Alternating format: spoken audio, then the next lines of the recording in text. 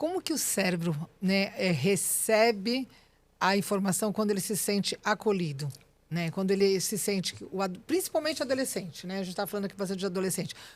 Como que o cérebro do adolescente recebe quando ele se sente ouvido e acolhido? Como que é essa informação? Como que isso é processado dentro dele? Muito bom. A gente tem uma área chamada amígdala, que o pessoal às vezes pergunta, eu tirei a amígdala, né, daqui da garganta, e eu falo, quem tirou a amígdala está com um problema sério, né, a amígdala do cérebro. Tanto que essa aqui agora chama tonsila, não chama mais amígdala, né, o nome técnico. Mudaram, não sabia. Exatamente pela confusão com a amígdala do cérebro, porque a amígdala vem do latim ou grego amêndoa, que parece uma amêndoazinha, né? Então agora chama tonsila, ninguém mais tem amidalite. Agora tem tonsilite, né? Quem está com a garganta inflamada. Mas bem no centro do cérebro existem duas bolinhas chamadas amígdala. Então qual que é o papel da amígdala? Eu gosto de fazer uma analogia assim. Sabe aqueles que ficam no teto, aqueles sensores de fumaça? Que ele fica de olho se tem fumaça. Se não tem fumaça, ele está ali. Deixa eu ver se tem fumaça, deixa eu ver. Não, não tem fumaça, tá tudo bem. Subiu fumaça, ele dá início num processo. Ele vai tocar um alarme, ele vai ligar para o bombeiro, ele vai avisar a central do prédio que tem uma fumaça, vai jogar água, enfim, vai fazer alguma coisa. Enquanto não tem fumaça, ele está lá ativo, mas ele não solta o sinal. Então, a amígdala do cérebro faz a mesma coisa.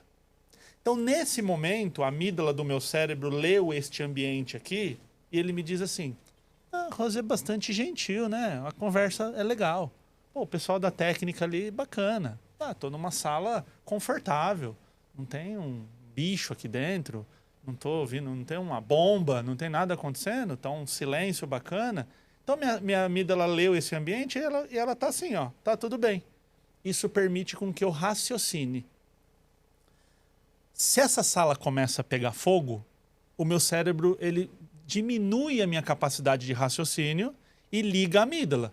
Porque não é inteligente ficar raciocinando na hora do incêndio. Sim. Fala assim, nossa, este fogo, ele tem uma combustão A ou B? Bom, morreu no incêndio. Né? Então, a amígdala faz esse processo. Então, quanto mais a amígdala está ativa, menos racionalidade ou consciência. Essas palavras são complexas na neurociência, mas para quem está assistindo nos entender. Então, eu consigo raciocinar menos. Está tranquilo esse entendimento, né?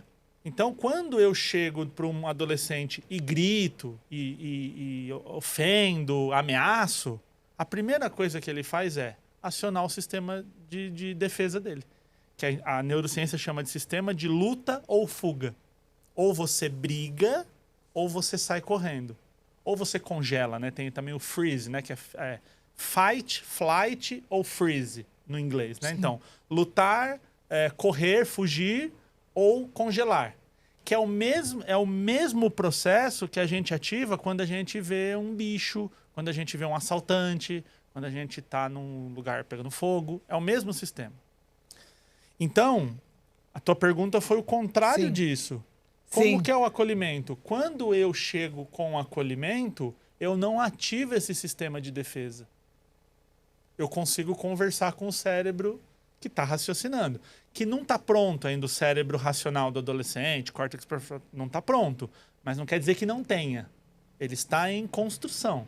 Ele está lá, 60%. É igual um download, né? Olha, não terminou o download, mas está em 60%. Já andou uma parte. Então, quando eu acolho, eu consigo fazer com que ele entenda as minhas intenções. Um exemplo que eu gosto de dar sempre é assim, ó. Tá você e uma criança na casa. Você e uma criança, não tem outra pessoa. Aí um copo aparece quebrado. Não foi você que quebrou. Você sabe que foi a criança. Aí você fala assim, quem que quebrou esse copo aqui? A criança fala, não sei. Ou ventou, abriu a janela. Porque quando o sistema dela de defesa ativa, ela precisa de uma resposta rápida, que não é racional. É igual alguém fugindo de um ladrão, fugindo de um leão na selva, fugindo de um prédio pegando fogo. Então, quando eu acolho, eu consigo conversar e deixar calmo. Olha, o meu papel aqui não é te deixar constrangido. Às vezes eu tô lá falando com a molecada e vem uma pergunta simples. Eu sempre falo, não tem pergunta ruim, a dúvida daquela pessoa é a dúvida dela. E aí ela faz a pergunta, a galera ri. Aí eu falo, eu gosto quando o pessoal ri, porque mostra que vocês são todo mundo aqui é bonzão e todo mundo sabe a resposta. Quem pode responder para ele, então, já que é uma pergunta tão besta? Aí ninguém fala. Eu exalto aquele que está perguntando e eu defendo ele. Para quê? Para que ele me pergunte mais.